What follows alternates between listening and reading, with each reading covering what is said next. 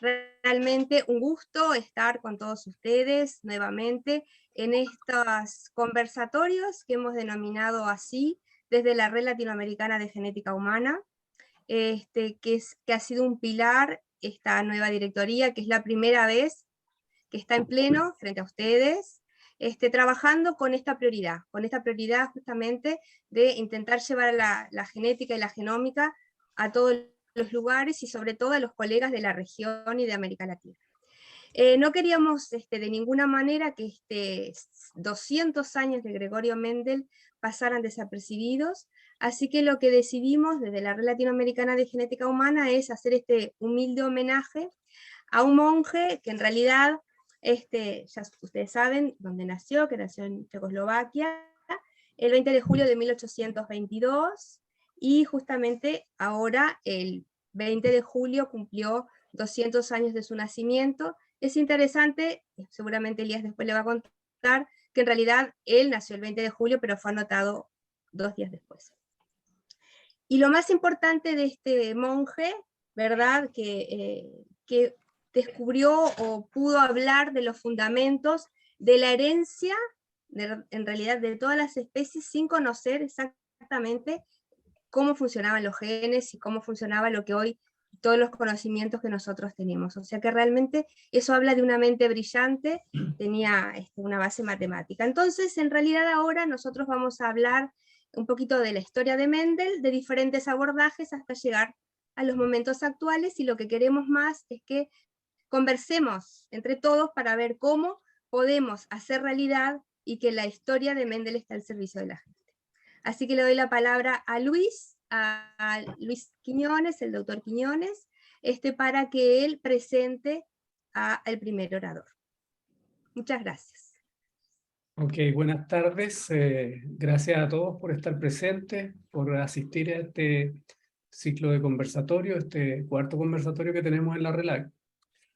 Este conversatorio está distribuido en 4 mini conferencias que van a dar luz y pie para que conversemos al respecto, recibamos sus consultas y avancemos hacia este homenaje que le vamos a hacer a Gregorio Mendel.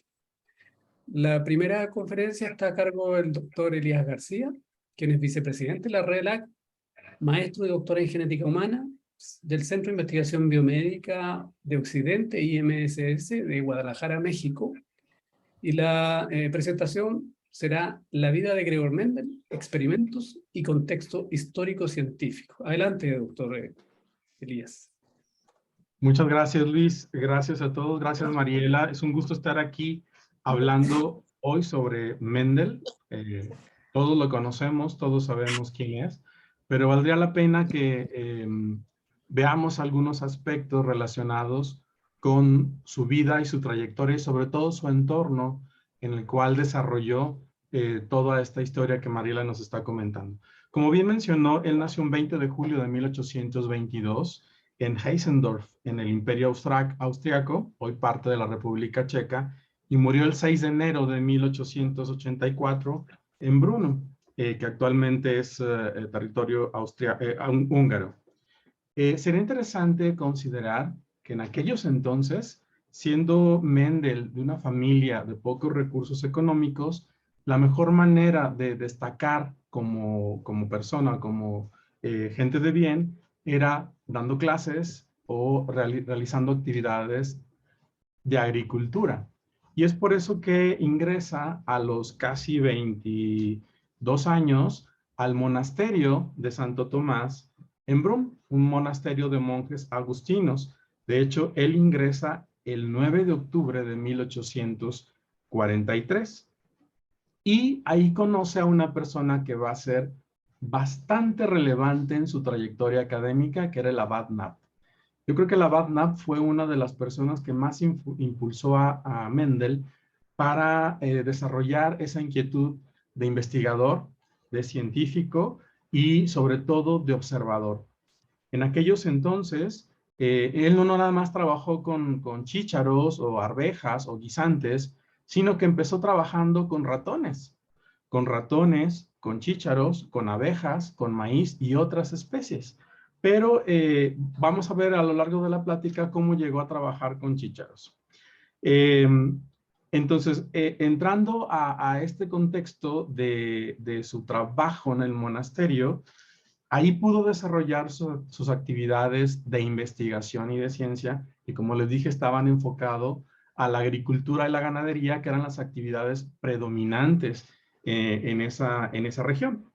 Pero en 1849 hace un examen para ser profesor de lo que sería el nivel secundaria en el pueblo de Znaim. En 1851, el abad lo manda a la Universidad de Viena, que está a cerca de 200 kilómetros de distancia, para que se formara como profesor, para que estudiara historia, física, matemáticas, botánica y química.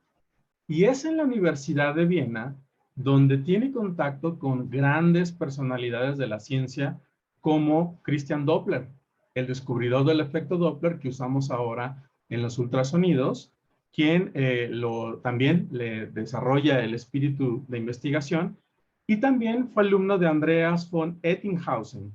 Ettinghausen era un matemático y fue quien desarrolló la teoría de la combinación o recombinación en matemáticas.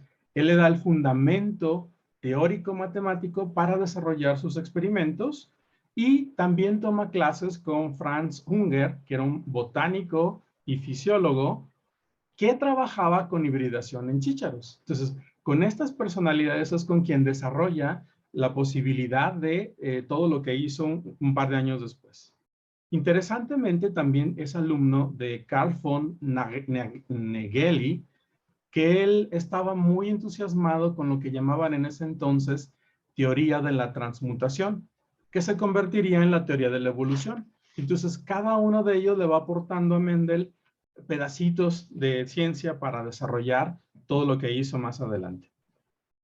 En 1854, él ingresa a la sociedad más importante de ciencia que había en su comunidad, que era la Sociedad de Agricultura, Ciencias Naturales y Conocimiento del Campo de Silesia y Moravia Imperial. Entonces, todos los que trabajaban en ciencia tenían que pertenecer a esa sociedad. Y es en esas épocas cuando ya había presentado un primer examen para ser profesor y lo había reprobado.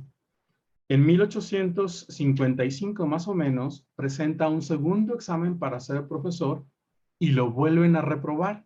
Entonces, esto generó en Mendel una gran frustración, pero lo más interesante es que uno de los profesores que lo reprueba era Edward Fensel.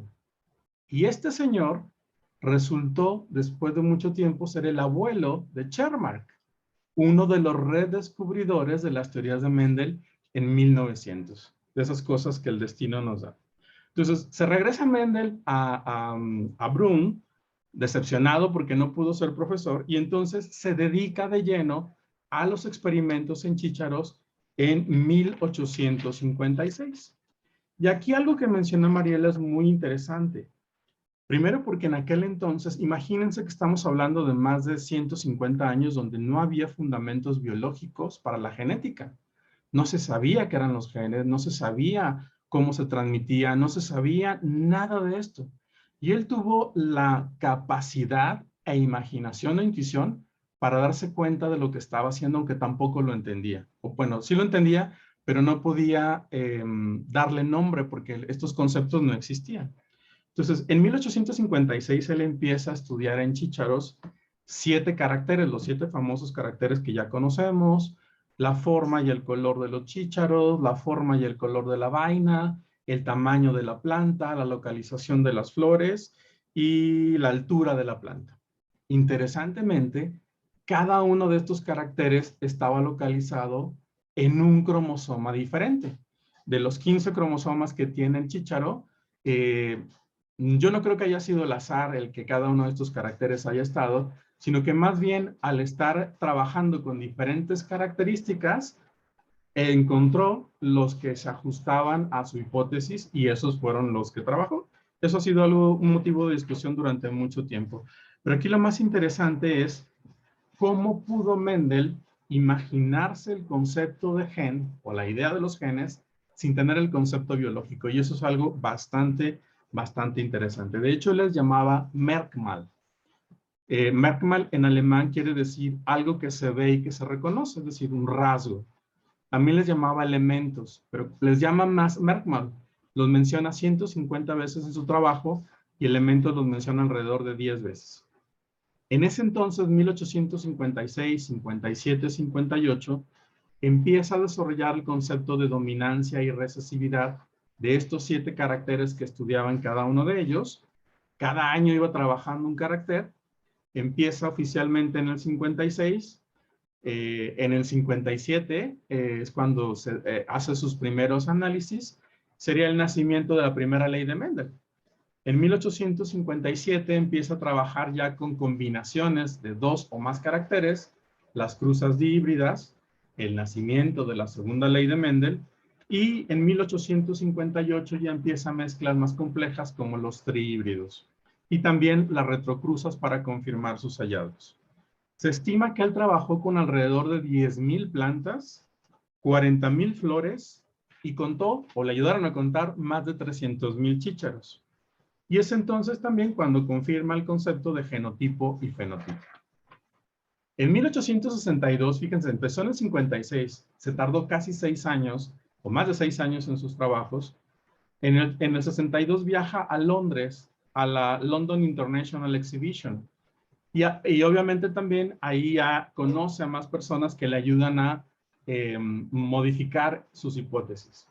Del 864 al 865 es cuando empieza a escribir su trabajo, Experimentos sobre la hibridación de plantas. Y estos trabajos los va a presentar el 8 de febrero de 1865 en la Sociedad de Ciencias de Brum y el 8 de marzo de 1865 también.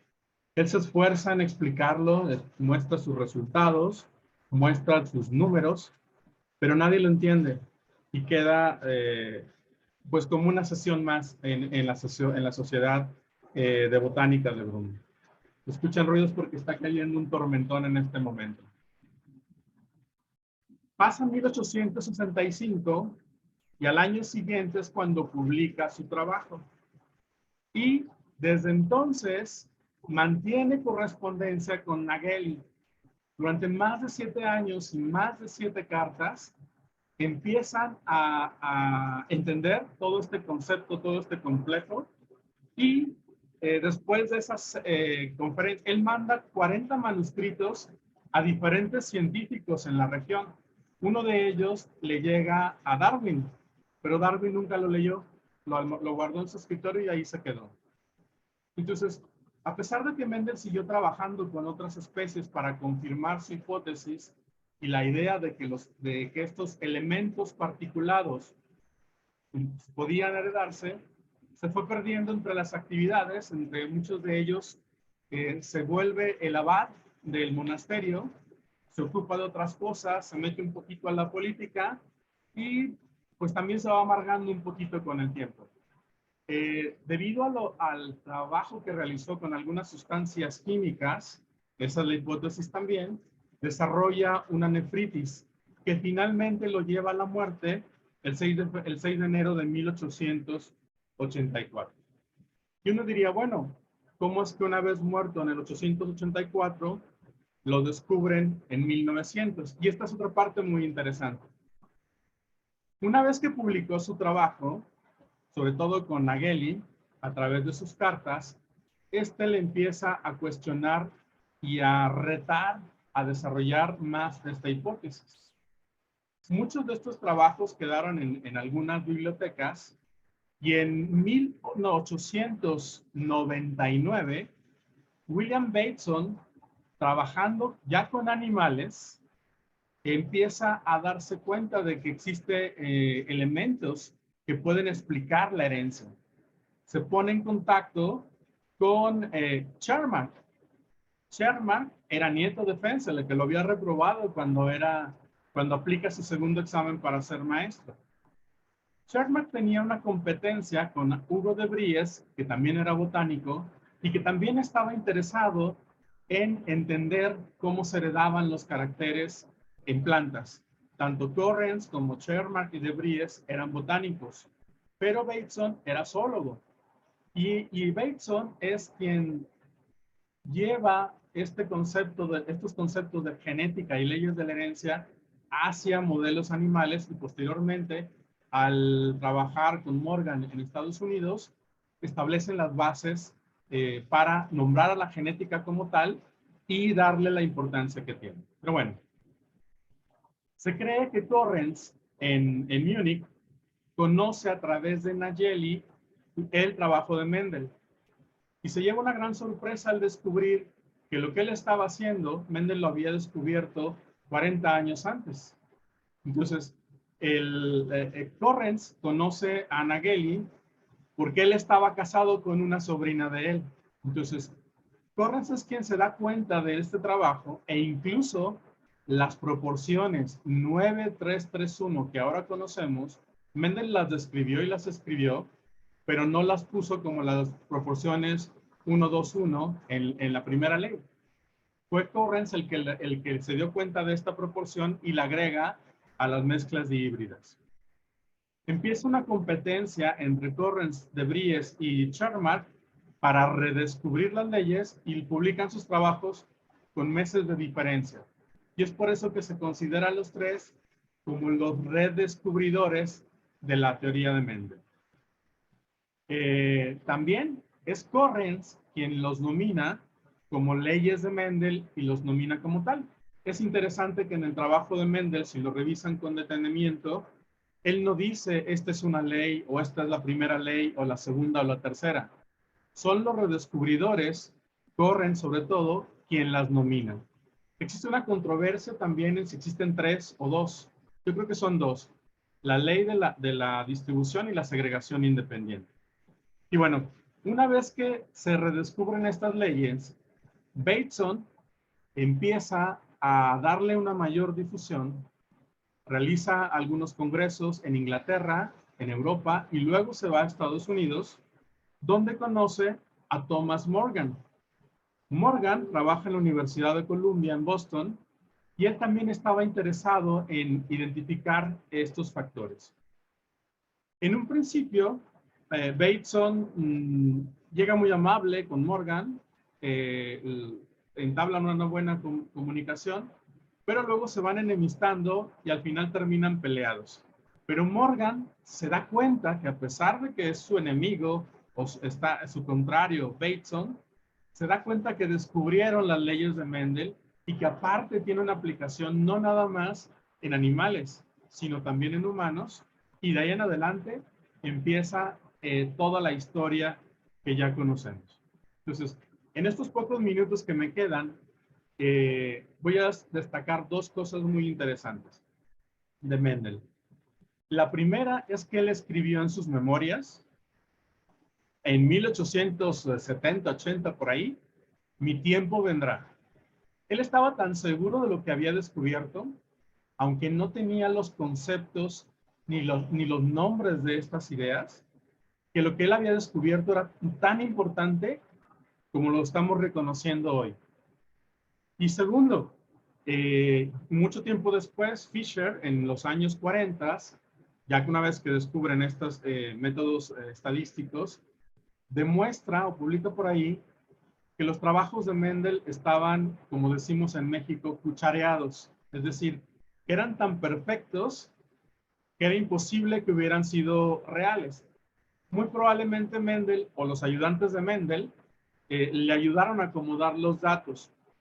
Probablemente eso es una falta importante, pero eso no demerita la lucidez y la capacidad que Mendel tuvo para darse cuenta, insisto, sin ningún contexto biológico como lo tenemos ahora, de que había elementos particulados en alguna parte de esa planta que podían ser transmitidos a las siguientes generaciones y que eventualmente al hacer recombinaciones distintas podrían resurgir.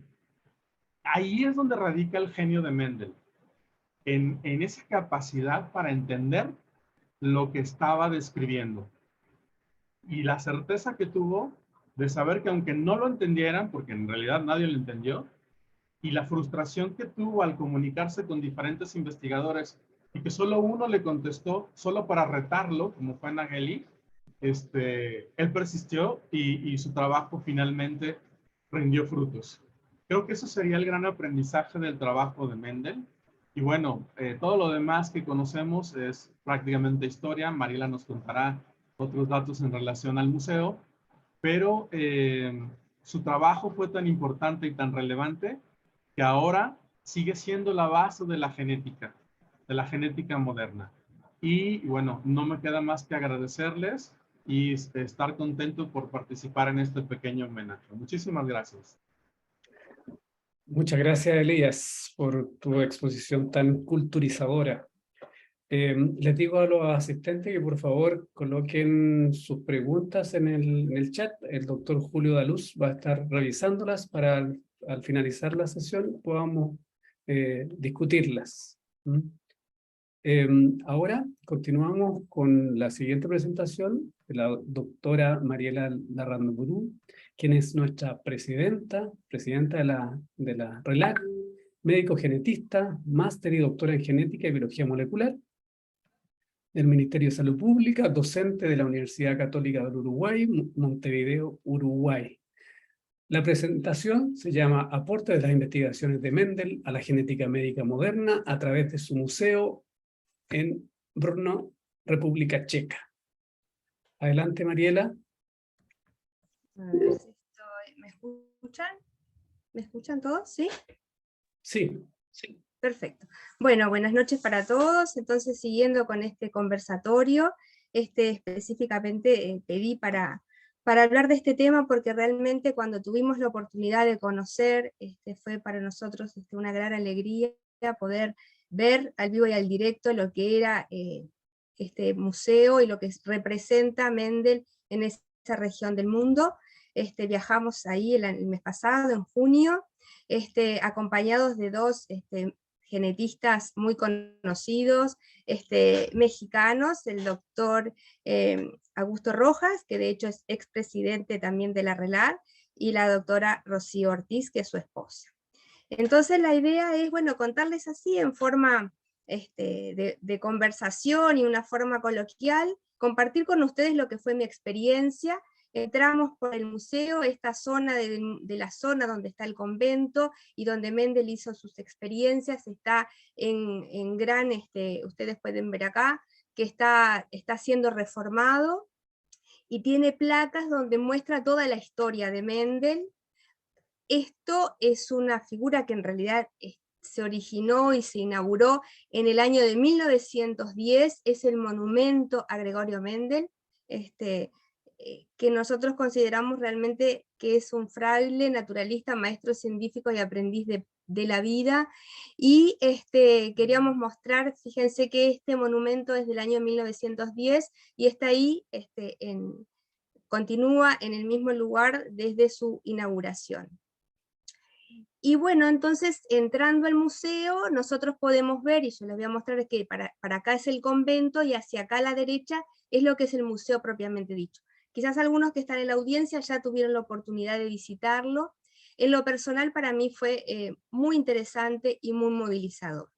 Entonces entramos acá a la derecha, ven acá estas sillitas, y estas sillitas es esta imagen de acá, que de alguna manera uno ya está entrando y ya está aprendiendo las leyes de Mendel, porque en realidad están plantadas las flores, exactamente la misma especie con el cual él llegó a sus conclusiones de la herencia dominante y recesiva, en el cual el 25% son recesivos y el 75% dominantes. Así que acá ya empezamos a aprender de Gregorio Mendel. En el transcurso seleccionamos algunas imágenes, obviamente, porque el tiempo era muy corto, pero la idea era, bueno, demostrar cómo, digamos, se ocuparon de recabar toda la información disponible de Mendel. Acá están todos sus apuntes, Elías recién habló de su meticulosidad, cosa que está bastante comprobada, que fue así, sumamente riguroso. Acá son letra y puño de él, o sea, de todas las marcas que hacía de las especies que él iba elaborando, y acá me pareció también curioso, están guardadas todos sus objetos personales. Y con esta imagen que es como la marca registrada de Mendel, que obviamente todos lo conocen. y de alguna manera en el mismo recorrido de este museo está la historia por la cual Elías estuvo compartiendo con nosotros. Entonces está hecha de una forma muy gráfica y muy entretenida. Entonces acá empezamos, ¿cuáles son los hitos de la genética del mundo? Y acá tenemos a Mendel en primer lugar del 1965, ¿verdad? Que ya sabemos su historia. Después de Mendel le sigue Friedrich Nietzsche, que lo que él denominó la descubierta específicamente un elemento muy importante, que era la nucleína. Más tarde, en el 1900, como Elías mencionaba, las leyes de Mendel fueron redescubiertas por estos tres científicos, ¿no? De Bryce, Correns y Sherman. En el 1902 que se formula específicamente, Sutton y Boveri formulan digamos de alguna forma las unidades de la herencia, y en 1905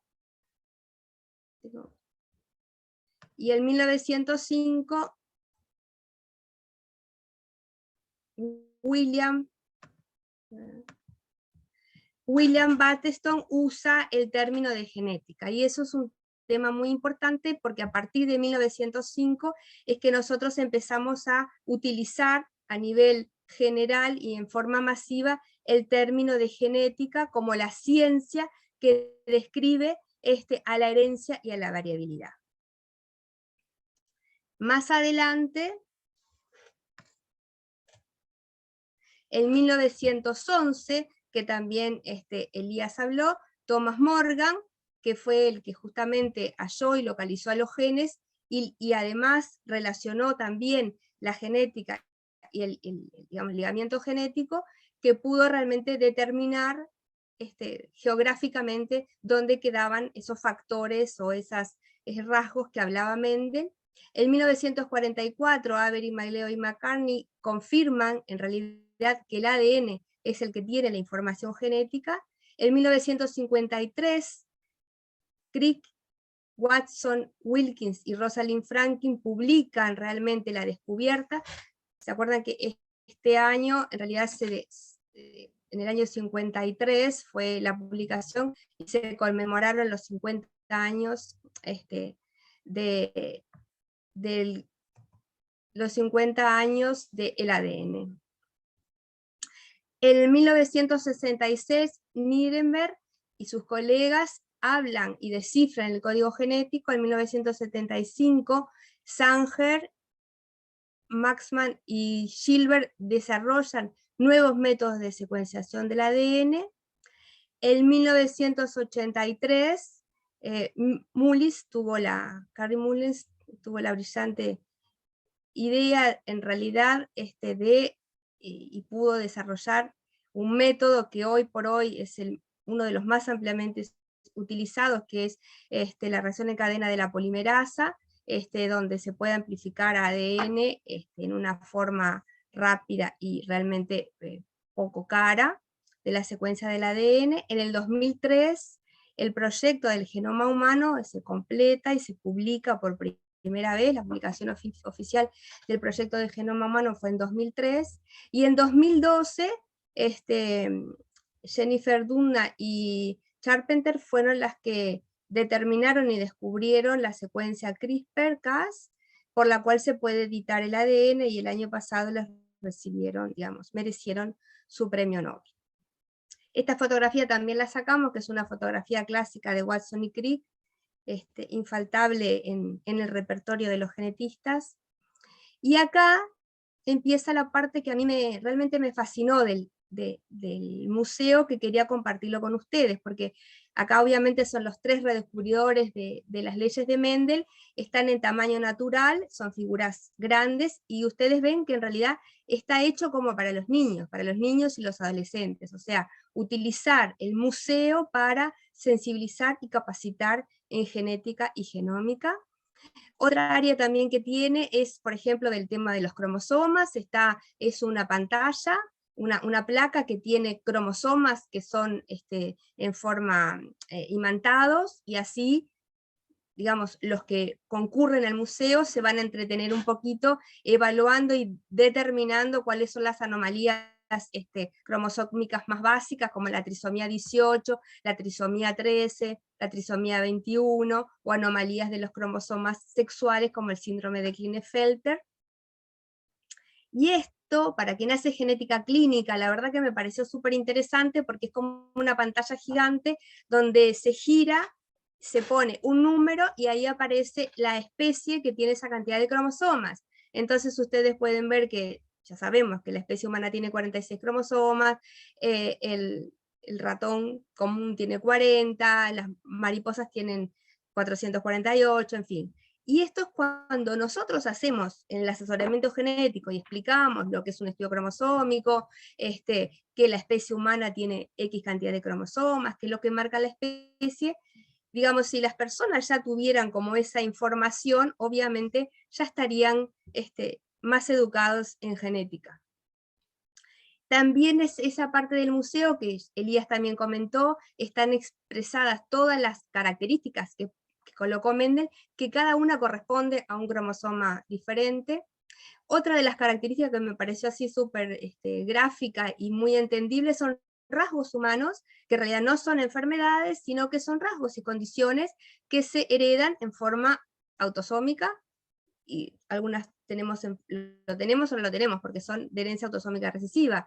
Entonces, la forma de la lengua, cómo poner la lengua, la forma de las orejas, cómo se moviliza el pulgar. En fin, me pareció que eran ejemplos muy sencillos y cotidianos que pueden hacer entender específicamente cómo es que funciona la transmisión de los caracteres a través del ADN. También estaban especificadas, por ejemplo, algunas mutaciones, tanto dominantes como recesivas, en diferentes enfermedades humanas, específicamente polidactilia, albinismo, fibrosis quística y acondroplasia. Como era para los niños, me llamó la atención un poquito el dibujito de la fibrosis quística, porque en realidad es un niñito que está necesitando como una máscara de oxígeno. También, con las mismas condiciones, los tipos de genealogía, ¿verdad? Dominante, recesiva, ligada al X. Entonces, ustedes pueden ver que este es el pasaje, ¿no?, que acá dice biología molecular, y está todo hecho y pensado de una forma más didáctica justamente para ese grupo y esos clientes que van al museo más juveniles y que están aprendiendo mucho y quieren saber.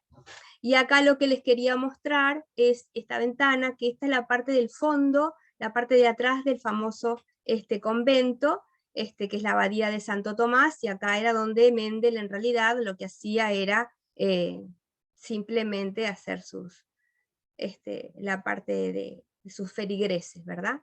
Entonces, con esta idea es que nosotros realmente nos fuimos muy inspirados de este museo. Cuando tomamos el tren de regreso, confirmamos mucho la idea que lo que tenemos que seguir haciendo es alfabetizar en genómica y genética médica en forma urgente. Tenemos que hacer que todos esos conocimientos lleguen a las personas y trascienda, y que todos estos conocimientos estén al servicio de la salud humana. Y como dijo Mendel, mi tiempo vendrá.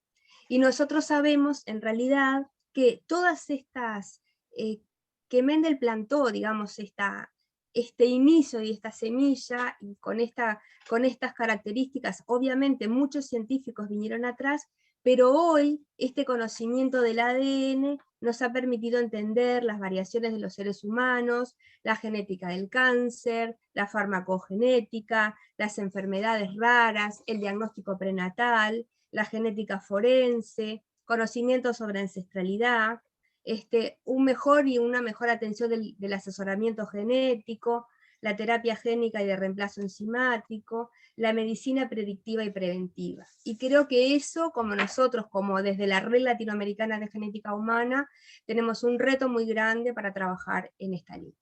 Así que yo no quería ocupar más tiempo, ocupé lo que nosotros habíamos decidido, que tenía que ser una charla así concreta, y bueno, quedamos abiertos a las preguntas. Espero no verlos aburridos de tantas fotos, pero bueno, me parecía interesante compartir con ustedes. Muchísimas gracias.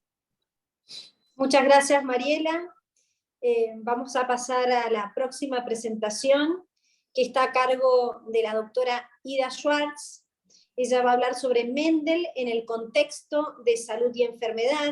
Ella es vocal de la Red Latinoamericana de Genética Humana, es médica genetista, máster y doctora en genética y biología molecular, docente de la Universidad Federal de Río Grande do Sur, jefe del servicio de genética médica en el servicio de referencia de enfermedades raras del Hospital de Clínicas de Porto Alegre, Brasil. Ida, te escuchamos. Buenas noches. ¿Cómo está la presentación? ¿La pantalla está ok? Se ve, se ve. Sí, está bien.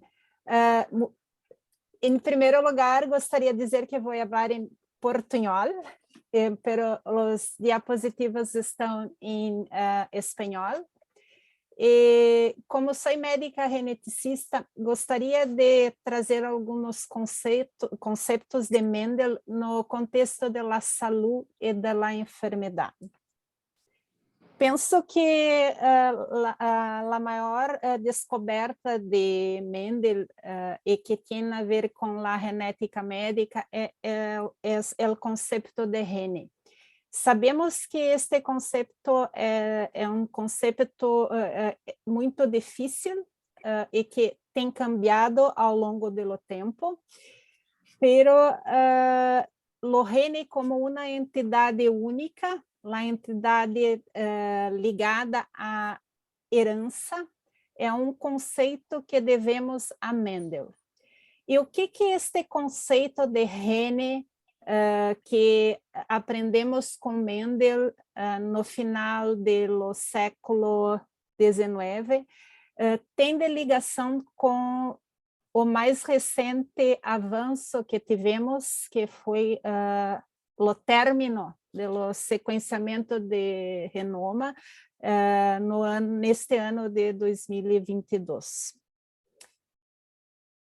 Sabemos que Mendel provavelmente nunca pensou que seu trabalho seria relevante para compreender as enfermidades humanas, pero aqui temos que fazer uma diferenciação entre as enfermidades monogênicas, que são as enfermidades que chamamos de mendelianas, e que se devem, não estritamente, pero a grande maioria, a uma variação em único gene.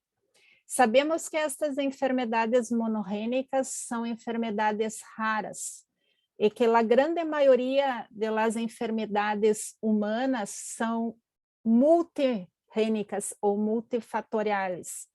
Este é um problema que temos que discutir em mais detalhes, porque sabemos hoje em dia que temos um conhecimento muito maior da fisiopatologia de enfermidades monogênicas do que de enfermidades multifatoriais. Pero o conhecimento das enfermidades monogênicas é uma coisa tão formidável, tão espetacular, que nos levou ao desenvolvimento de novas terápias, como a terapia gênica. E aqui queria trazer um exemplo que é de anemia falciforme, porque está também linkado a uma questão ética em genética que será discutida posteriormente. Sabemos que os indivíduos que têm doença falciforme, eles são SS, o fenótipo ele é recessivo, pero os indivíduos que são heterocigotos, eles têm proteção ante a malária. E neste caso, o fenótipo de proteção é dominante. E toda esta questão ela está, então, relacionada com... para conversarmos um pouquinho sobre Darwin, também com a questão de seleção natural. e mesmo a prevalência de o alelo S em muitas comunidades oriundas da África. Aqui também gostaria de fazer uma provocação que tem a ver com Darwin, porque Darwin e Mendel, eles foram contemporâneos, mas o trabalho de Darwin, ele foi reconhecido durante o período que Darwin era vivo, e temos que pensar por quê. Por que com Darwin houve um reconhecimento imediato e com Mendel não? Podemos encontrar na literatura muitas hipóteses em relação a isso, mas a minha provocação tem a ver com o que a Mariela falou, e que é a questão de alfabetização e a necessidade de fazermos comunicação científica. Não sei se Mendel, naquela época, se comunicou da maneira mais adequada. Então, isso também queria dizer, porque algumas vezes que tentamos comunicar alguma informação em genética ou em ciência, não hacemos da maneira mais adequada, simplesmente porque não temos a formação para fazer a comunicação.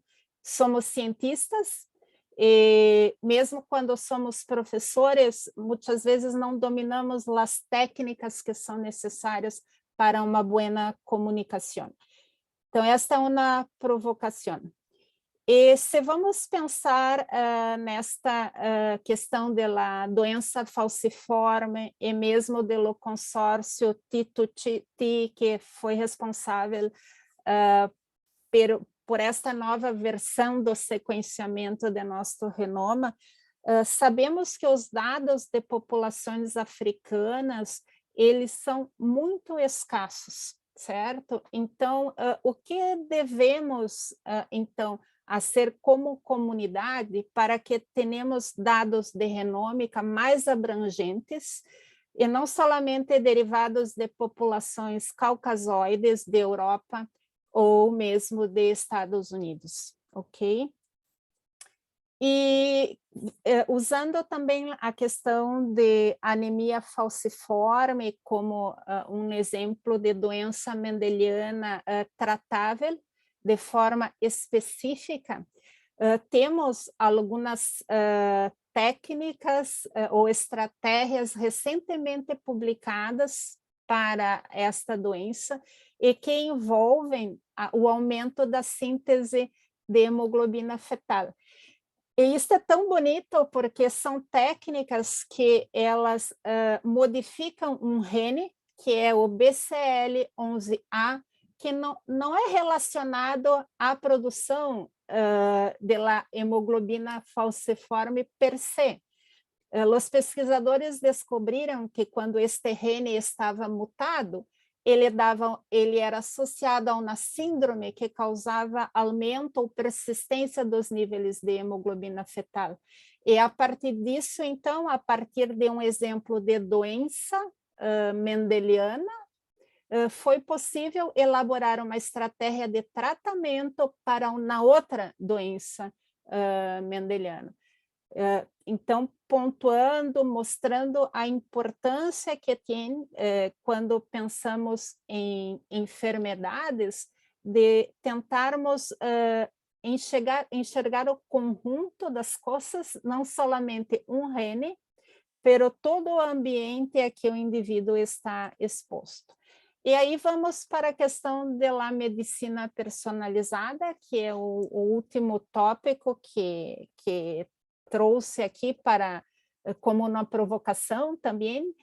E este artigo ele é muito interessante, mas não é um artigo novo, ele é de 2014, mas ele faz uma associação entre as descobertas de Mendel e a medicina personalizada, que naquela época, 2014, estava iniciando. A pergunta as perguntas que o artigo faz para desafiar, né, ou para as leis de Mendel, Tá? Uma é qual é o estado da relação genótipo-fenótipo. Porque se pensarmos solamente estritamente de acordo com as leis de Mendel, num primeiro momento pensávamos que, se conheço qual é o genótipo do indivíduo, posso predizer o seu fenótipo. Hoje em dia sabemos que o caminho não é tão linear como este, tá? E que o fenótipo, mesmo em uma doença mendeliana, depende de vários fatores, não somente do genótipo. A outra pergunta tem a ver com a tomada de decisões clínicas para os medicamentos de uso comum, porque se acreditamos que precisamos renotipar para decidir sobre determinado tratamento, estamos, talvez, valorando demais a questão da enfermidade genética. Então, até hoje, são muitos poucos casos onde realmente existe uma evidência que necessitamos conhecer o genótipo. Aqui digo, o tipo de variantes que cada pessoa tem para tomar a decisão clínica.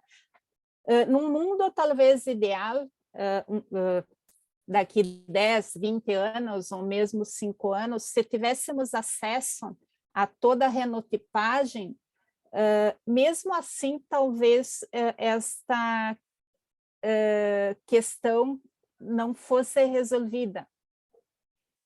E temos que pensar a questão do quanto realmente temos que investir em termos de custo de dinheiro para fazer grandes estudos, e é impossível fazer grandes estudos se pensamos que cada indivíduo é único.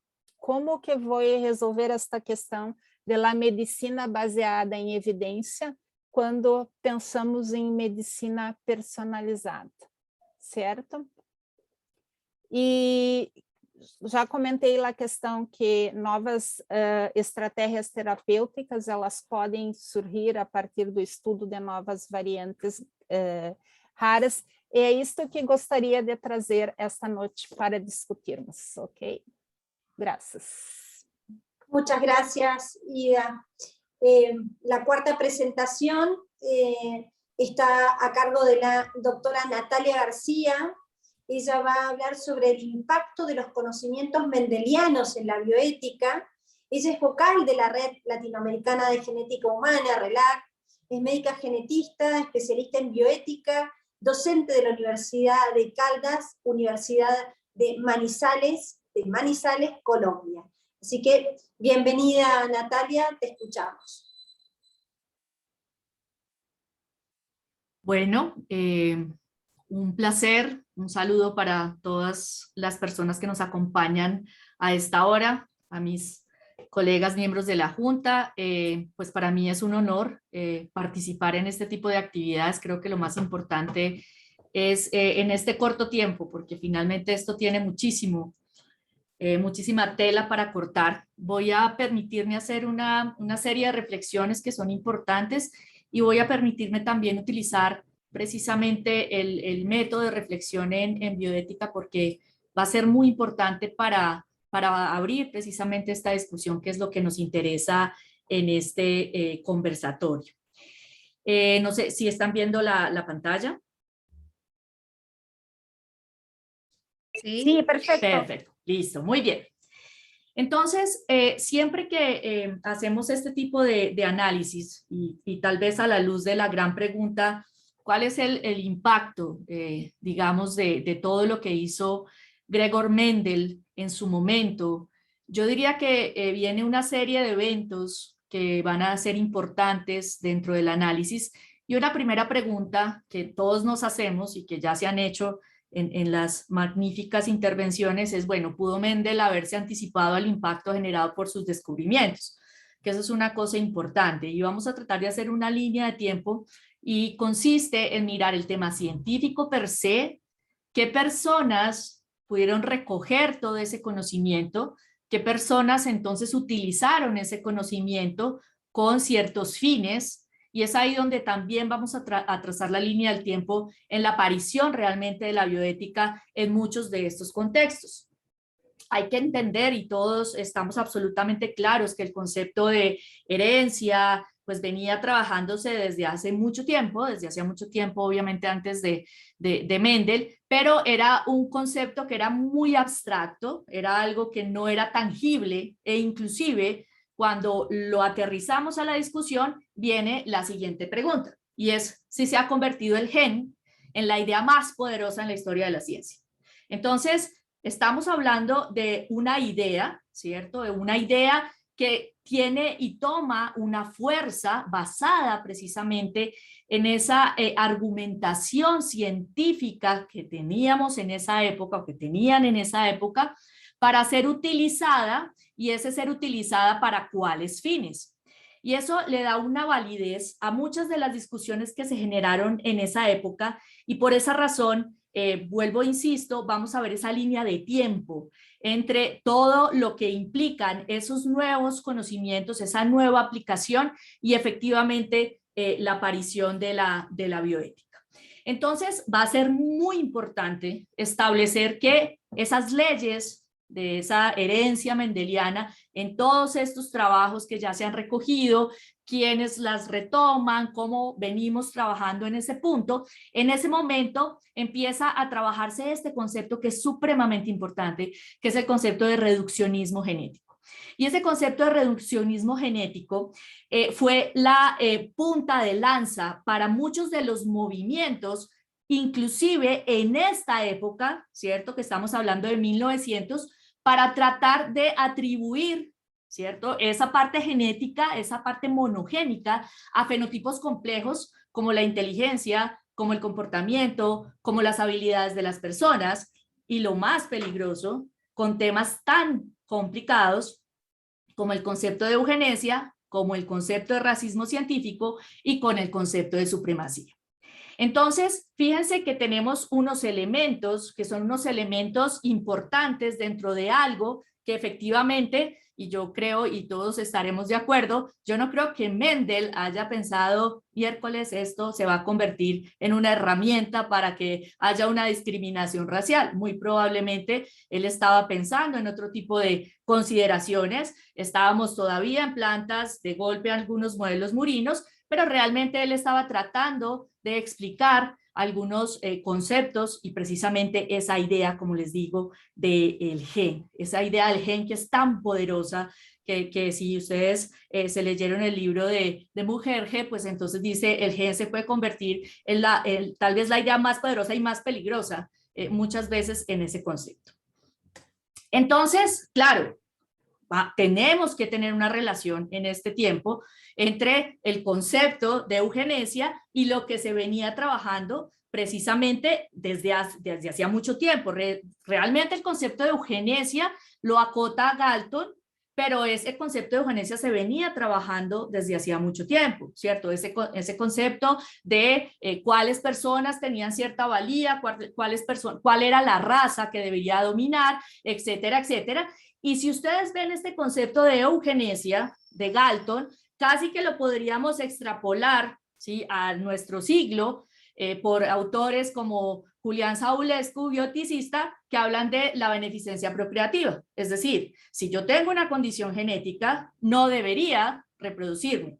Pero era más peligroso porque se asumía que todas las condiciones que tenían, por ejemplo, diversidad funcional cognitiva, otro tipo de rasgos, pues entonces tenían una herencia, iban a ser básicamente heredadas a la siguiente generación, y eso tenía una serie de condiciones y de situaciones sociales muy importantes.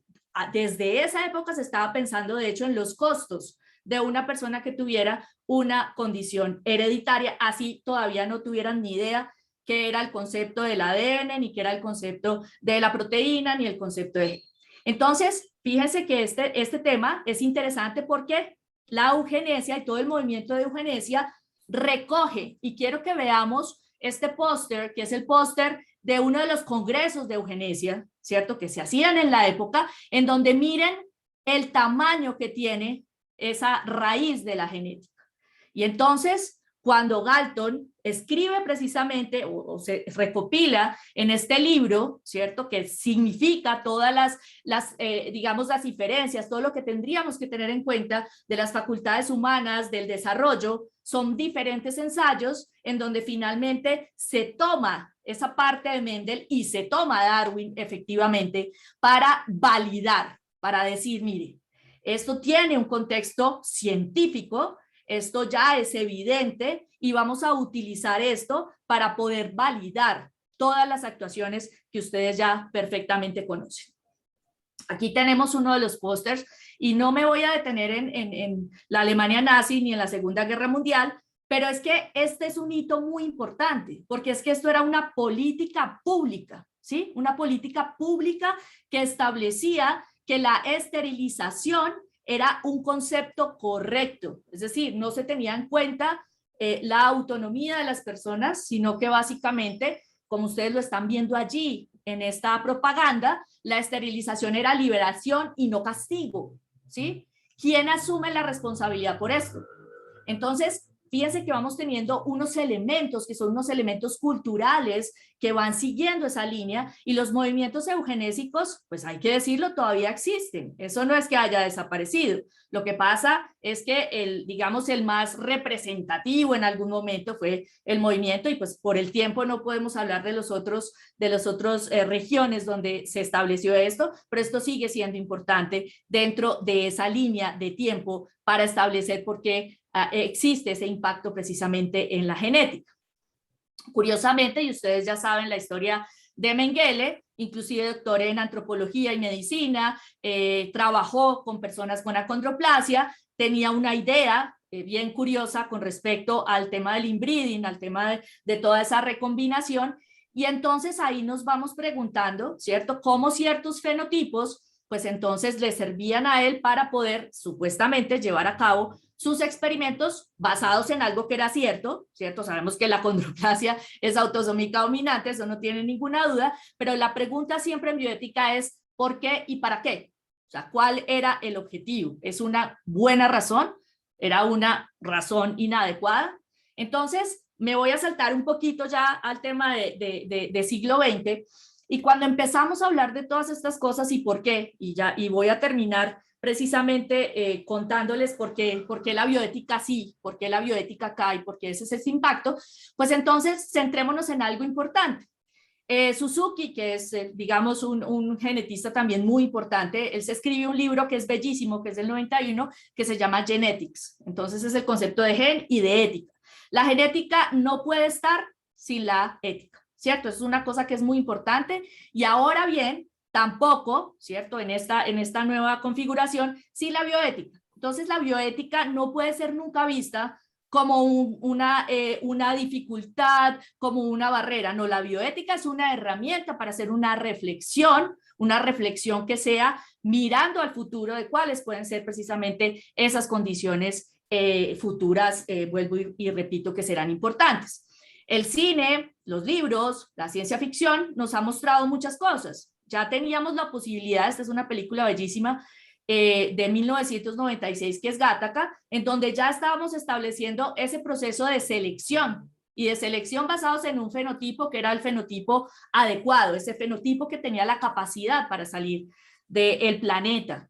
Y ahí empezamos entonces un tema que es el tema precisamente de discriminación, que es algo que le compete a la bioética, ¿sí? De igual manera esto, el tema de ancestría es un tema que se ha manejado de diferentes frentes, pero hay un tema de ancestría que se maneja desde la pureza racial. Y eso también es un concepto que es importante para nosotros en el análisis. Realmente existe el concepto de raza genética como tal, es un concepto cultural, es un concepto social, es un concepto que se ha mantenido en ciertas digamos, generaciones de personas. Entonces creo que ahí hay un tema que es bastante importante de esa configuración de la ancestría. Como lo hablaba al principio, se sigue tratando de establecer esa relación entre un gen, ¿cierto? La parte monogénica, la herencia, obviamente, y el comportamiento. Entonces, esos fenotipos son fenotipos complejos, son fenotipos que tienen una gran cantidad de condiciones Y entonces es ahí donde si logramos, entre comillas, encontrar el gen de la violencia, entonces podemos intervenir, vamos a hacer que esas personas no se reproduzcan. Estoy poniendo un caso pues muy ciencia ficción, pero es importante saber por qué queremos siempre tratar de llegar a ese punto y cómo eso impacta en la sociedad. De igual manera genética y orientación sexual. Entonces ahí vamos a tener también un nicho interesante. Y como decía Galton, entonces uno hace o se nace, ¿sí? Uno nace o se hace, perdón. Entonces ahí hay una configuración interesante y ahí aparece entonces la gran discusión precisamente desde el punto de vista bioético. Y como lo estaba diciendo Ida ahorita, hay muchos temas, o sea, hay muchos temas que van a permear y que nos van a generar, porque a nosotros básicamente la función en la bioética es generarnos esa reflexión. ¿Qué pasa con el concepto real de la beneficencia procreativa? ¿Qué pasa si yo tengo la capacidad, si tengo una condición genética, de acceder a un sistema de salud y que si yo tengo una condición dominante o mi pareja y yo somos portadores para una enfermedad recesiva, que mi sistema de salud me garantice un diagnóstico genético preimplantatorio, ¿cierto? Y finalmente yo tenga un hijo que no tenga la condición. Pero entonces aparece la otra discusión y es, entonces no vamos a tener diversidad, estamos discriminando a las personas que tengan enfermedades hereditarias. ¿Cómo concebimos nosotros desde la salud pública ese tipo de condiciones? Si acabamos con los genes que están dañados, evolutivamente y poblacionalmente, ¿eso es viable? ¿Sí? ¿Ese nos garantiza un fitness o vamos a homogenizar la población? Y de igual manera, pues la gran ventaja, digámoslo así, de lo que implica, y eso es una cosa que es muy importante, el conocimiento de estas condiciones monogénicas y de estos patrones de herencia para el asesoramiento genético, porque eso es inevitable, o sea, reconocer que va a tener un impacto y que ha tenido un impacto muy importante. Y entonces, para terminar, ¿y la bioética qué? ¿Cierto? La bioética obviamente surge en los años 70 más relacionada con el tema ambiental que realmente con el tema médico, pero ya fue hacia los 70 y resultado de todo el tema del Código de Nuremberg, etcétera, etcétera, pues entonces terminamos teniendo dilemas que van permeando y esos dilemas pues van a estar relacionados efectivamente con la parte de genética, con la parte de condiciones hereditarias, con la parte de discriminación, con el concepto de diversidad funcional, etcétera, etcétera. Entonces, efectivamente, si vamos a hacer ese recorrido, pues Mendel ha tenido un impacto en muchas de las discusiones que se han dado. Sabemos que vinieron personas que utilizaron esos conceptos con las razones equivocadas, hay que decirlo, pero pues yo pienso que desde esa perspectiva la bioética siempre va a estar ahí, precisamente para tratar de analizar en contexto cuáles son esas situaciones problemáticas que nos traen las nuevas tecnologías, que nos van a seguir trayendo esas nuevas tecnologías y que evidentemente, y lo digo desde el punto de vista médico, todo va a estar relacionado con genética, ¿sí? Va a estar relacionado con genética y con las situaciones problemáticas que se presentan. Y los dejo entonces con esta frase de Agar, que es muy importante y habla precisamente de la pendiente resbalosa. Deberíamos prepararnos para cosas que aparentemente son muy ciencia ficción, aparentemente no las tenemos ahora, pero que muy probablemente van a venir. Yo me acuerdo cuando era residente de genética, una de las presentaciones era edición de genes, y eso para nosotros era una cosa pues que venía como en 1.000 millones de años. Y miren dónde estamos ahora. Entonces nos tenemos que anticipar, tenemos que hacer esa reflexión y obviamente pues la bioética estará ahí y efectivamente hemos tenido digamos un impacto que va a ser muy importante y eso es una herencia que nos deja precisamente ese legado de Gregor Mendel. Muchas gracias. Excelente presentación. Bueno, pasamos a Julio, a ver si están listas las preguntas. Hola, buenas noches. Gracias a los participantes que están. Al momento no tengo ninguna pregunta, me parece que todas las personas quedaron maravillados por las presentaciones de los panelistas. Yo no sé, tengo algunas, igual estoy anotando algunas cositas de las charlas, ¿sí? Que me parecen interesantes, quizás para discutir entre todos. No sé, en principio para Elías, una cosa muy relevante que me pareció es que capaz que no lo vemos, al menos yo cuando trabajo en la docencia de la genética, es que ya desde ese momento una cuestión fundamental es la colaboración, desde el momento que Mendel trabajó, es la colaboración entre disciplinas. Si Mendel no hubiera estado trabajado en conjunto con físicos, con matemáticos, quizás no hubiera llegado a eso, digamos. Y eso nos pasa a nosotros ahora en este momento. Para hacer ciencia tenés que estar en equipos multidisciplinarios, y eso me parece muy, muy relevante. No sé qué opinión te merece. Sí, Julio, tienes razón. Quizá lo hubiera logrado, pero se hubiera tardado más. Porque aquí ocurrieron una serie de eventos afortunados que lo llevaron a formular esta publicación. El genio lo tenía, o sea, las habilidades las tenía, pero el poder tomar de los demás para formularlo más rápido, creo que eso fue un catalizador.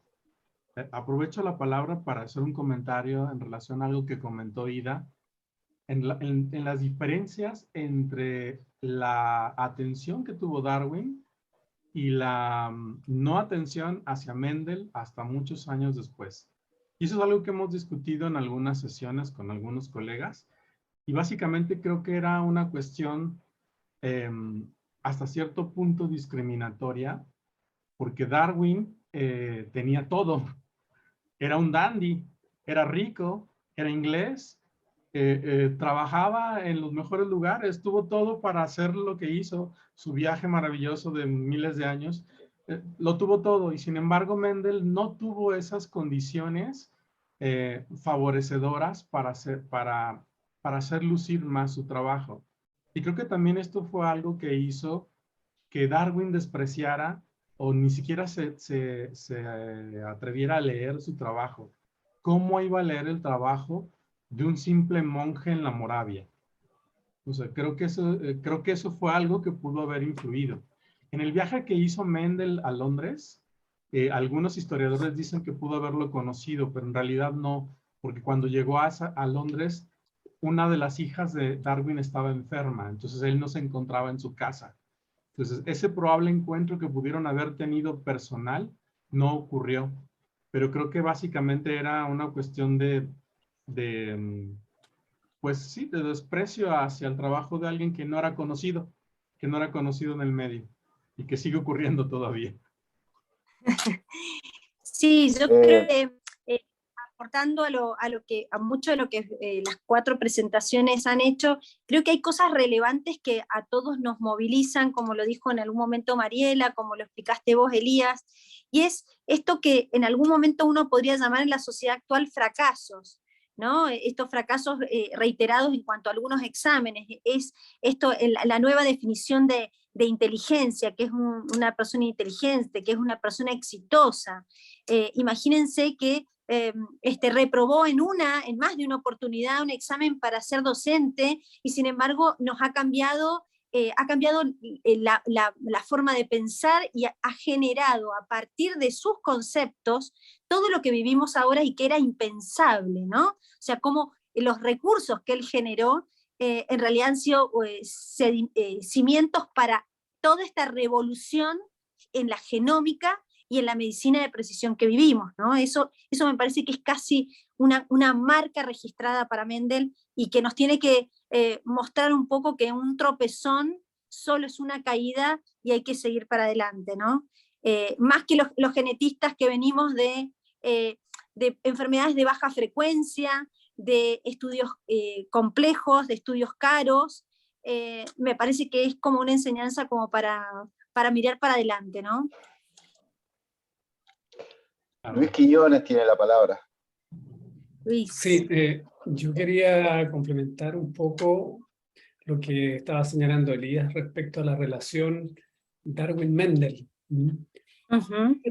Hay otra visión un poquito al respecto, que es que no es tanto del desprecio o menosprecio de la labor de Mendel por Darwin, sino más que nada la direccionalidad de sus investigaciones.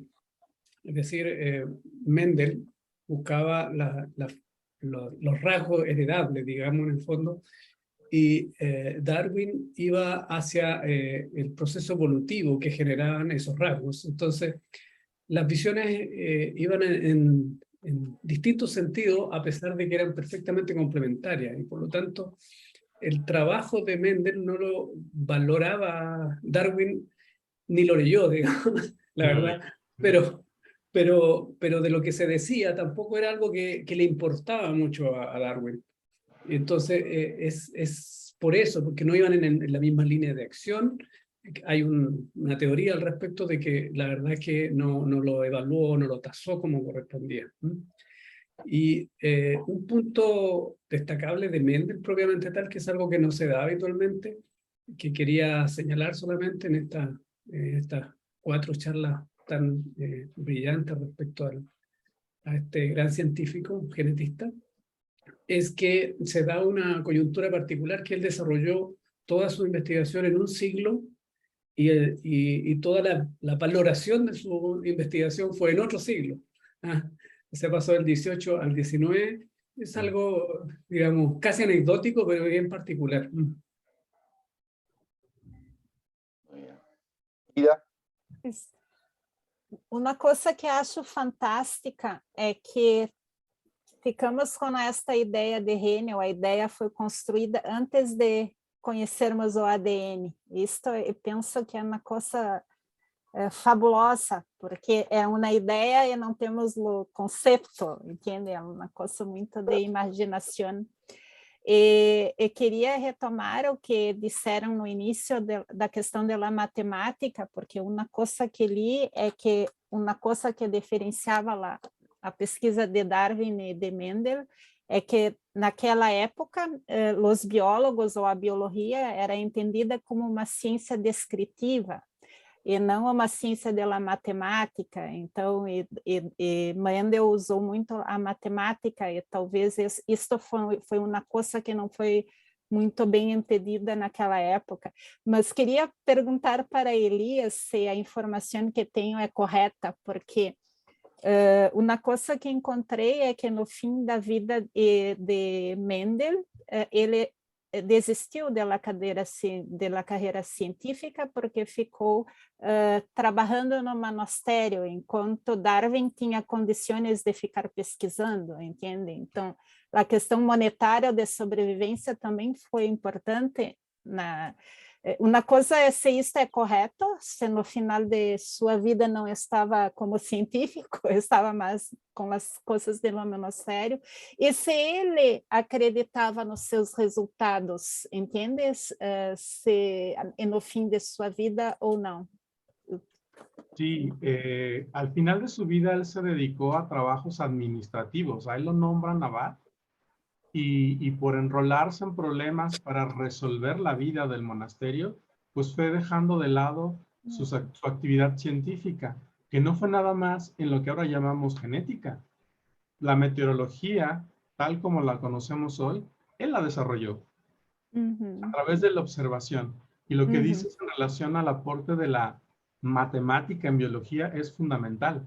Él fue el primero que utilizó estos números para explicar un fenómeno biológico.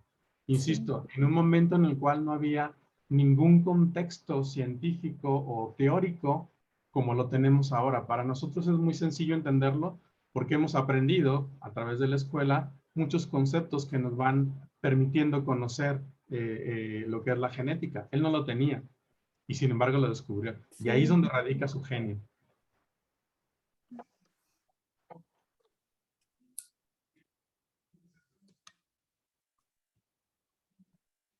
Perdón, antes de continuar, tengo un comentario de una participante de esta conferencia, que es de Rosaralis Argueta García, que dice que sin lugar a dudas, el desarrollo de la especialidad en el tiempo impacta no solo en el contexto médico, trasciende al campo de las ciencias sociales, con la genomización de la sociedad, porque los aspectos éticos y los referentes a la necesidad de educar en los temas de genética se imponen. Las analogías de los términos de medicina, de precisión y educación. Perdón. Las analogías de los términos de medicina de precisión y educación de precisión son muestras fehacientes.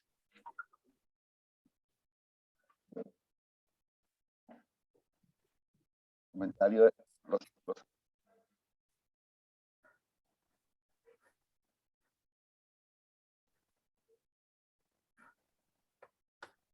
Yo quisiera también agregar algo que me parece importante, precisamente en esa discusión de los grandes aciertos y de los desaciertos, que en retrospectiva siempre pues los análisis son entre comillas sencillos, pero pues hagamos también una analogía, por ejemplo, a la historia, si bien estamos hablando de Mendel, de Darwin. El hermano de Darwin era médico y Darwin empezó a estudiar medicina y anatomía le fue fatal, perdió para siempre y dijo, esto no es lo mío. Si bien después se dedica a hacer un tema observacional y era ese naturalista que anotaba y anotaba, y uno podría pensar que entonces con Darwin era más el tema cualitativo que el cuantitativo, ¿cierto? Toda la parte descriptiva, y que Mendel era más el cuantitativo, ¿cierto? Con unos datos que, pues digamos, arrojaban unos resultados que a veces él ni él mismo se los creía, porque finalmente cuando hace los diferentes experimentos,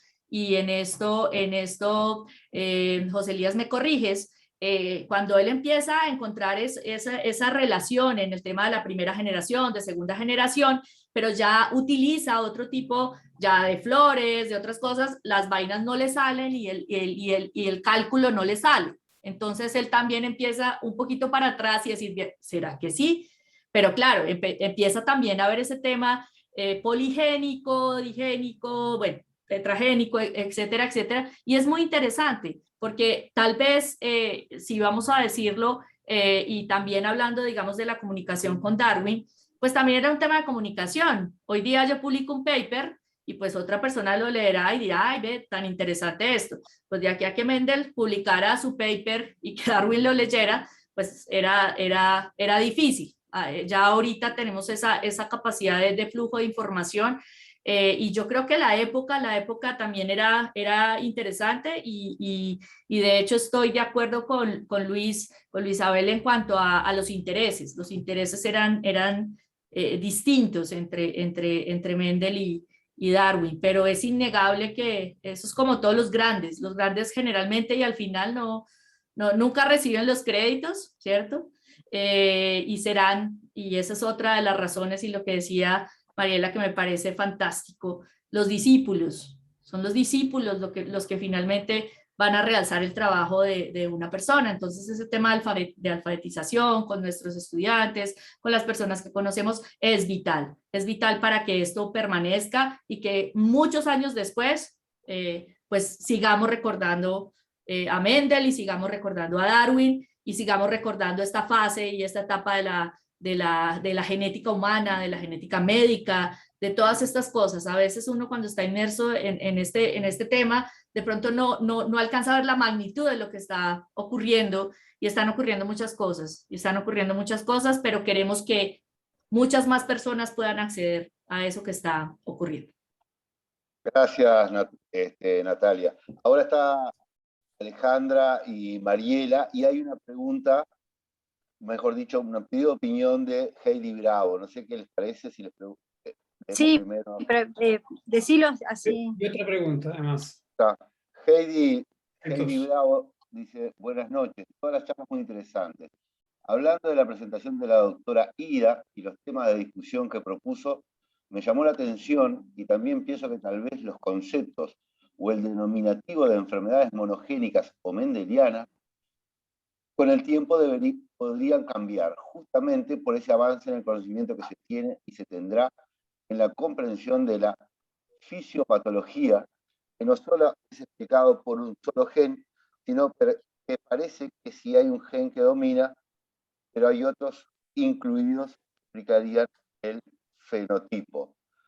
¿Qué opinan? En realidad es muy buena la observación que hace, pero en realidad la genética nos está demostrando, nos está replanteando muchos diagnósticos. El riesgo, el score de riesgo poligénico es lo que se viene para un futuro, no solamente en cáncer, sino en otros tipos de enfermedades. No nos podemos desprender de los efectos epigenéticos que modifican la expresión de los genes. En la actualidad, hasta la interacción de los doble heterocigotas, es decir, de pacientes que tienen más de un error, nos están haciendo repensar mucho de los conceptos clásicos y enriquecerlos. Entonces, en realidad hemos tenido la suerte de estar presenciando la revolución de la genética, ¿no? O sea, estos estudios nos están permitiendo reevaluar mucho de los conceptos y enriquecerlos y darnos muchas explicaciones. Eso es lo que yo diría de mi parte. No sé si el grupo de trabajo de la RELAC quiere agregar otra cosa más. Perdón, pero es muy Mariela, interesante. ¿podría agregar algo? Yo lo que simplemente que tiene que ver con varios conceptos que ya he manejado acá, esto que es la relación fenotipo-genotipo. El fenotipo va a depender del ambiente en donde estemos. Y como lo presentó muy bien Ida, el mismo genotipo puede tener distintos efectos. Digamos, los individuos heterocigotos para una enfermedad, como en el caso de la anemia falciforme, tienen una ventaja selectiva en lugares donde la malaria es frecuente. En cambio, en lugares donde la malaria no es frecuente, ese fenotipo no sirve. Por ejemplo, incluso si pudiéramos encontrar fenotipos de comportamiento, podría también, en algún caso, comportamientos que ahora los consideramos como negativos, ser valiosos. Entonces, a veces es muy difícil determinar cuál es el fenotipo bueno o malo, entre comillas. Hay otra pregunta también. No sé si alguien más quiere aportar.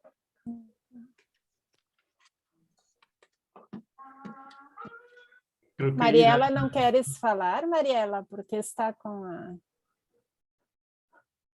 Hay una observación de Igor Iván Frontanilla. No sé si la lees. Sí. Léela y después yo comento algo. Bien. Igor Iván Frontanilla desde La Paz, Bolivia, dice: la generación del conocimiento en genética es tan valioso como necesario. Asimismo, la consideración bioética es fundamental, porque la velocidad del nuevo conocimiento, junto con la dinámica tecnológica, difícilmente se acompaña con la misma marcha con la legislación. Así, hoy en día, 200 años después de Mendel, se generan brechas profundas entre el acceso a los recursos terapéuticos genéticos entre poblaciones con ingresos económicos sólidos versus los que no cuentan con ellos. Este podría ser uno de los mayores problemas discriminatorios preponderantes por encima de los temores asociados con eugenesia, sin que esta última no exista. Gracias, Igor Salvatierra de La Paz, Bolivia. Bueno, entonces el comentario que yo quería hacer, en realidad después fuimos cambiando como de tópicos, pero en realidad es reforzar el concepto de Mendel como un matemático. Evidentemente su mente básica como científico abordaba la matemática, o sea que sin duda, por eso es que él pudo hacer lo que hizo, en primer lugar. Después otro tema que no solo le pasó a Mendel, le pasó a otros científicos, que era muy común que en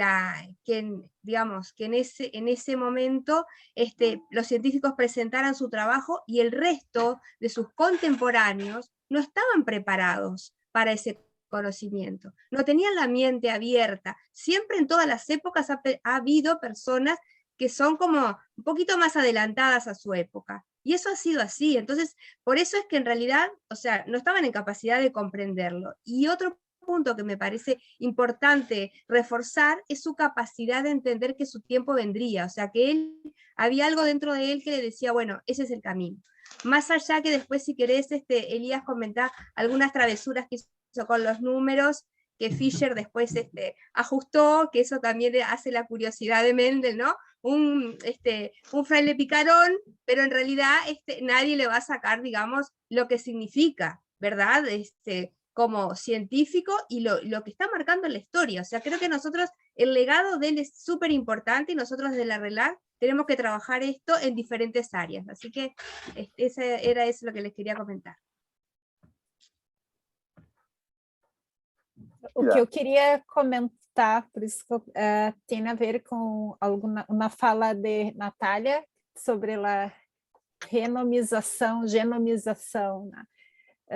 Porque também foi falado agora de los scores poligênicos, e o que sinto muito na ciência é que cada vez mais estamos avançando na parte do conhecimento da genética ou de scores poligênicos, pero na minha perspectiva, muito pouco na questão de mais conhecimento ambiente, genoma. Eu não entendo se isto é porque por falta de tecnologia, entendes?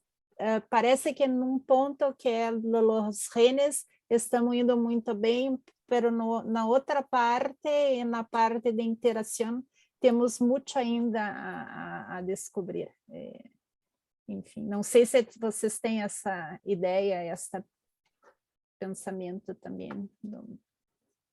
Sí, yo quisiera además agregar precisamente a lo que dice ella, que me parece súper importante y creo que ya lo hemos mencionado en algunos de los otros de los conversatorios, es el tema epigenético. Yo creo que el tema epigenético viene siendo también esa revolución, o sea, si teníamos el descubrimiento del DNA y todo lo que vino después, las proteínas, etcétera, la secuenciación del genoma, viene el tema epigenético. Yo creo que en el tema epigenético vienen muchos aportes muy interesantes, porque efectivamente cuando uno yo lo digo en paisa, yo vengo de una región que es la región paisa, del eje cafetero y todas las cosas. Cuando nosotros decimos en paisa somos genes y ambiente, punto. Pero hay un tema digamos, de ese techito, que es precisamente la epigenética, que es tan interesante. El ejemplo más simple, y me disculparán, es por qué una persona con una trisomía 21, unos tienen cardiopatía y otros no, ¿cierto? Si exactamente tienen 3 cromosomas 21. ¿Qué cambios hay ahí en ese microambiente, en esa parte celular? Tal vez nos va a tocar volver un poquito más a esas teorías celulares y mirar cómo es esa interacción. Acuérdense del proyecto ENCODE, con el tema de bioinformática, en donde en las células cancerígenas se dieron cuenta que esa vaina codificaba proteínas de una forma distinta y se les cayeron muchos de los proyectos en el tema de la terapia, digamos, para cáncer.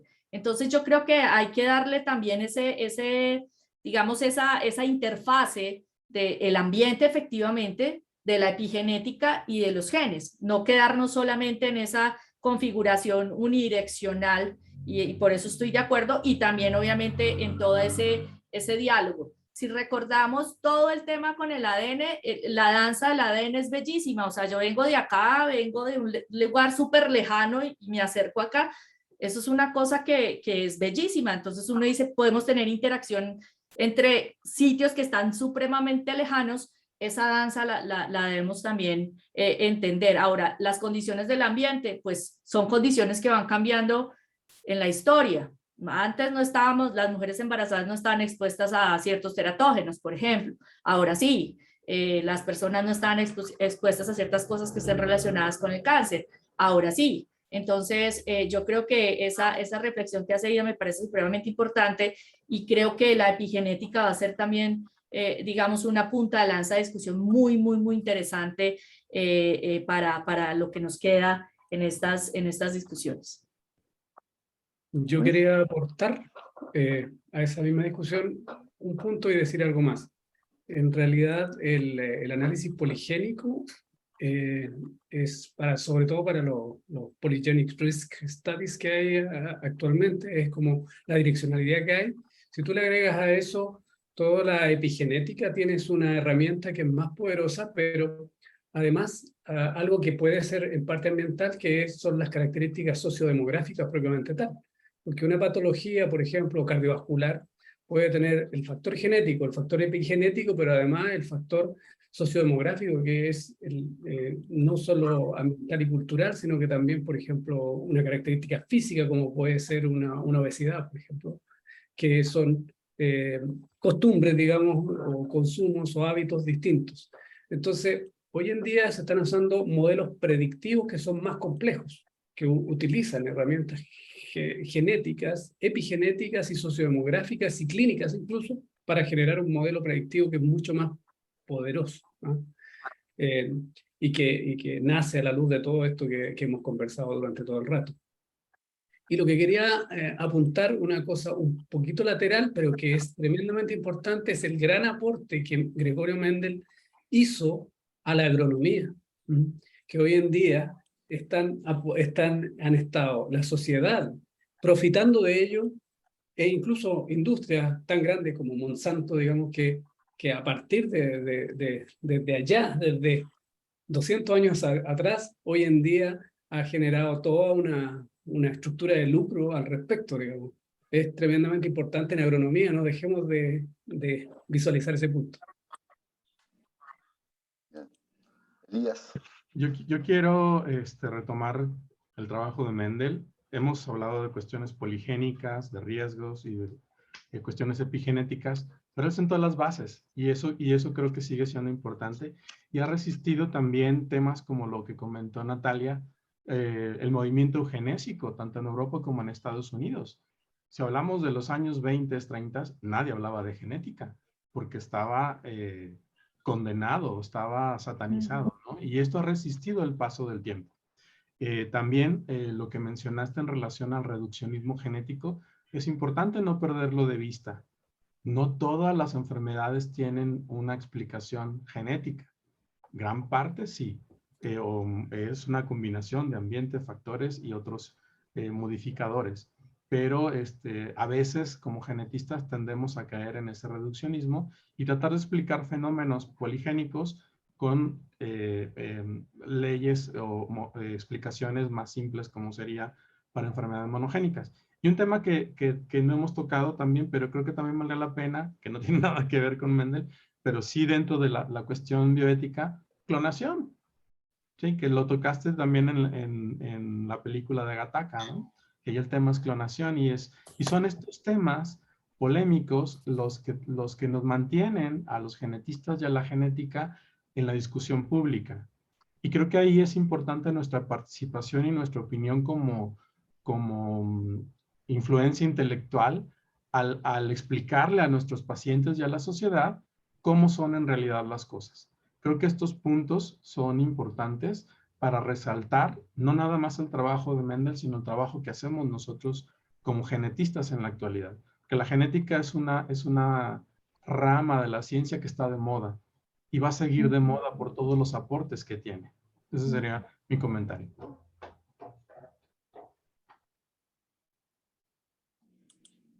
Muy bien. Al momento no hay más preguntas, no hay ningún comentario de los integrantes de la mesa, de acá del panel. Solamente felicitar a los 4 expositores. La verdad que el viaje por la historia de Elías, como poder visitar el museo en forma virtual con Mariela, las aplicaciones que nos dio Ida y el desafío de la bioética para la genética me parece que ha sido un viaje muy completo.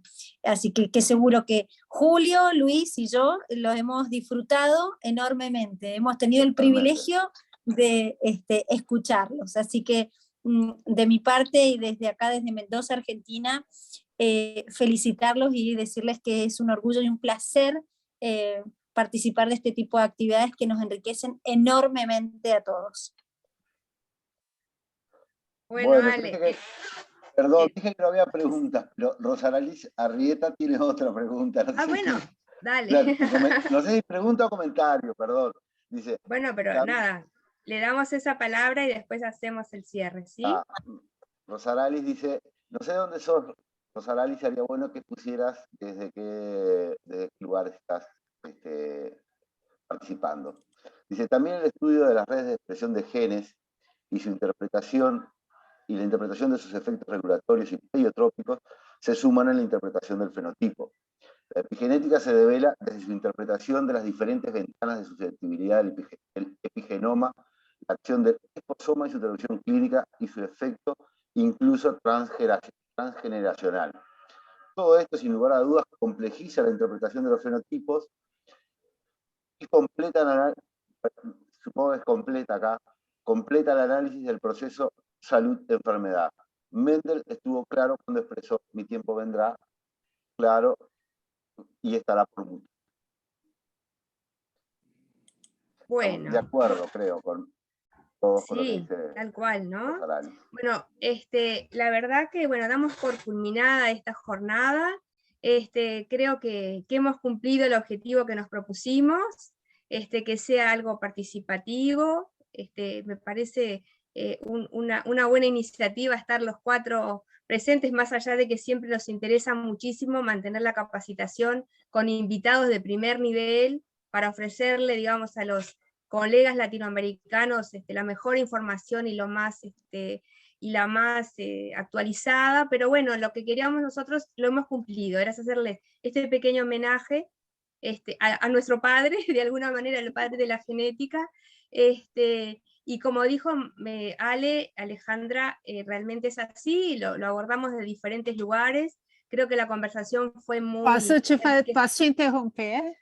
Claro, Como claro, feminista, porque uma coisa... Sí, claro. Bem rapidinho, porque Sim, tu sim. falaste do padre da genética, mas eu vi no museu que tu mostraste, que quando estava no DNA, estava o nome de Rosalind Franklin lá. Sí, estava o nome dela, estaba ¿sí? De acuerdo, yo Adoré, siempre adoré, Rosalind porque siempre. además, tal cual, Isso não aparte me lo que- passou, eu vi. Lo que más me encantó, La que ahí cuando madre, la está, madre. ¿no? Pero lo que me encantó es que está al mismo nivel, y vieron cuando hizo sus publicaciones, porque es verdad, los todos publicaron en la misma revista, lo que pasa es que se llevaron los premios los otros 3, y la famosa foto 53 quedó, ¿no? Porque además se incluyeron otros temas, ¿no? De superioridad y de jefaturas, en fin, que a veces ocurren en la ciencia. Entonces, bueno, me encantó tu colocación, porque es así. A ver, Ida, Elías, no te escuchamos. Que no es la única mujer, también está Bárbara McClintock, entre otras. Claro, Exacto, claro, bueno, también. la de los traspasones, claro, obvio. Debemos hacer otra revisión de mujeres dentro de la Mujeres genética. en la Eso ciencia. es la Vamos ciencia. a Creo hacer, que, sí. que Ajá. vamos a hacerla. En este grupo, Bueno. en este grupo mayoría mujeres, ¿ah? Bueno, pero en Yo realidad... no digo digo, nada, no, tengo muy para buenas abogadas, veo. Tengo No, pero en muy realidad buenas para como viene... representantes y abogadas. Para cómo viene la cosa, en realidad tenemos un grupo bastante acorde de género, porque hay una tendencia mundial que en realidad me parece súper importante, y hago un paréntesis. Ahora estamos participando, como ustedes saben, del comité del Congreso Mundial, que va a ser en el Mundial de Genética Humana, que va a ser en Sudáfrica. Somos parte del comité científico, que ustedes saben, ¿no? Que estamos en ese proceso, y en realidad hay mucha intención de que todas las participaciones haya un tema de equidad, y eso me parece muy importante, de equidad de género y de equidad de continentes. O sea, hay como una mirada muy importante desde ese lugar, y creo que eso también tiene que ver con nosotros, con la genética y con la bioética, y creo que son todos estos temas que de alguna manera atraviesan, digamos, todo, y tenemos que seguir trabajando. Creo que cumplimos el objetivo, nos queda mucho por delante, estamos en este proceso de capacitación, el tiempo de Mendel vendrá, y nosotros tenemos un compromiso enorme, y eso por lo menos lo digo desde mi lugar, de llevar toda esta información que trascienda a las personas, que trascienda a la humanidad en su conjunto para un mayor bienestar, y que además la gente tiene derecho a saber. Después decide lo que quiere hacer, y nosotros como genetistas tenemos un rol fundamental de informar con la ciencia en la mano. Así que bueno, con este mensaje, la verdad que les agradezco, y nos vemos como en el siguiente episodio, que será más o menos en un mes, seguramente nos vamos a estar viendo. ¿Sí? Muchísimas gracias a los participantes, y agradecemos mucho a los 33 menos nosotros que quedamos, siendo casi las 10 de la noche, así que de verdad, como dice, del corazón les agradecemos, porque son casi las 10 de la noche. Bueno, un abrazo para todos, nos estamos viendo. Adiós. Conectamos, gracias. Bien. Chao. Un placer. Hasta la próxima. Chao. Chao. Chao, chao.